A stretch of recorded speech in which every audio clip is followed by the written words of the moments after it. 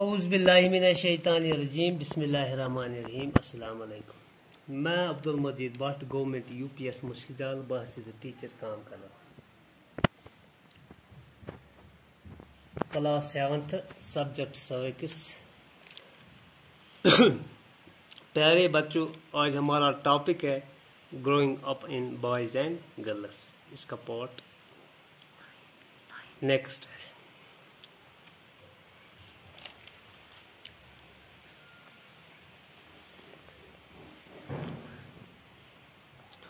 We also realize that society makes clear distinctions between boys and girls. प्यारे बच्चों, हम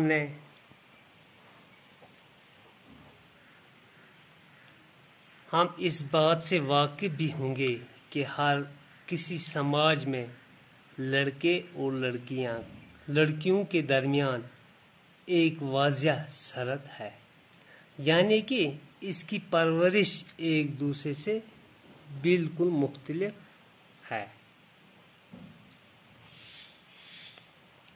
this beginning from a very young age, और जो बचपन से ही शुरू हो जाती है।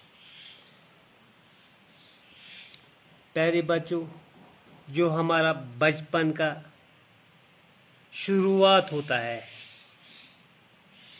वो बचपन में ही शुरू होता है। We are from example given different toys to play with. हमें बचपन में मुख्तलिफ खिलौने खेलने के लिए दिए जाते हैं। प्यारे बच्चों, जब छोटे बच्चे होते हैं, मिसाल के तौर पर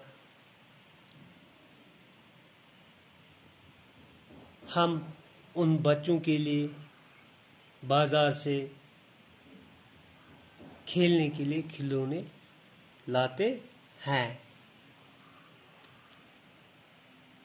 Boys are usually given cars to play with and girls dolls.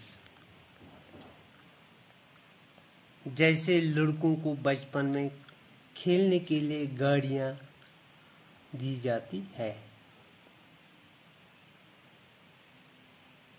और प्यारे बच्चों, लड़कियों को हम गुड़िया खेलने के लिए देते हैं। इसका माना ये हुआ प्यारे बच्चों कि हम लड़कों के लिए अलग खिलौने लाते हैं और लड़कियों के लिए अलग। Why are girls then given dolls and boys cars? मगर प्यारे बच्चों, यहाँ सवाल पैदा होता है कि हम लड़कों के लिए क्यों अलग खिलौने लाते हैं और लड़कियों के लिए क्यों अलग खिलौने लाते हैं। क्योंकि लड़कों को गाड़ियों और लड़कियों को गुड़िया दे जाते हैं।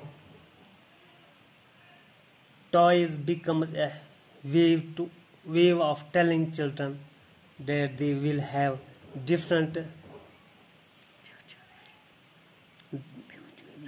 different futures when they become as man and woman. प्यारे बच्चों,